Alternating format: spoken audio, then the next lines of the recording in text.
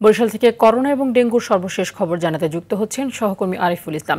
আরিফ, আপনার পাঠানো প্রতিবেদনে আমরা যেটি দেখলাম যে বরিশালে করোনার পরীক্ষার জন্য যে কিট সেটি সংকট রয়েছে, সেই সংকট সমাধানে কোনো উদ্যোগের কথা বলেছে কিনা প্রশাসনের পক্ষ থেকে, এবং আমরা দেখেছি পরিসংখ্যান বলছে ডেঙ্গু আক্রান্ত রোগীর দিক থেকে বরিশাল সর্বোচ্চ অবস্থানে রয়েছে এখন পর্যন্ত।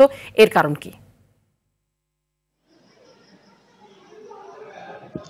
এর একমাত্র কারণ ফারজানা তানি, আপনি জানবেন ধান নদী খালের বরিশাল, এখানে পানি এবং অনাবৃষ্টি, রোদ, এগুলোর যে প্রভাবটা এটা অনেক বেশি।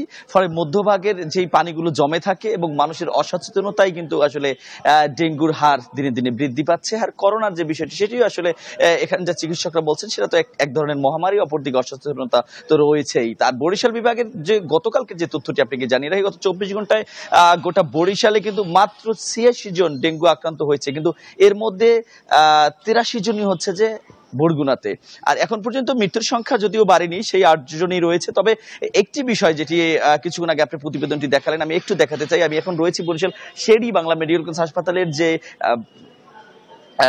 মাইক্রোবায়োলজি বিভাগটা, এই বিভাগে কিন্তু মূলত করোনার যারা আক্রান্ত হয় তাদেরকে কিন্তু এখানে পরীক্ষা নিরীক্ষা করা হয়, এবং এখানে আরটিপিসিআর একটি ল্যাব রয়েছে। এই ল্যাবেই কিন্তু মূলত এখানে প্রতিদিন 90 থেকে 95টি করোনা রোগীদের খুব দ্রুত সময়ের মধ্যেই পরীক্ষা নিরীক্ষা করা হয়। কিন্তু এই মাইক্রোবায়োলজি যে বিভাগটির মধ্যে যে স্থাপন করা হয়েছিল 2020 সালে যে ল্যাবটি, সেই ল্যাবটি কিন্তু এখন প্রায় অচল হয়ে পড়েছে। আমাদের এখানে যে কর্তব্যরত যারা রয়েছেন তারা আসলে আমাদেরকে জানিয়েছেন যে মূলত 2020 সালের পরে এখানে কোনো ধরনের ডেঙ্গু করোনা কিছুটা শিথিল হবার পরে কোনো রোগী না আসায় এই মেশিনটি কার্যকর করা হয়নি। ফলে দীর্ঘ 2 বছর পর যখন আবারও পুনরায় কার্যকর করতে চলছে, এখন এসে দেখে তারা আসলে এটা একটি অচল অবস্থায় রয়েছে।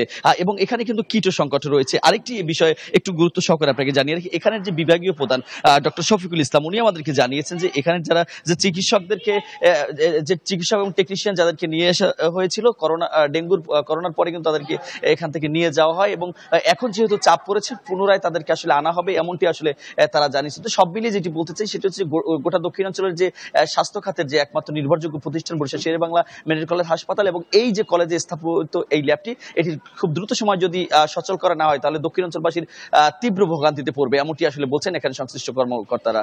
তো তানি, এতটুকু ছিল বরিশাল থেকে এখন পর্যন্ত আমার কাছে। ধন্যবাদ আপনাকে।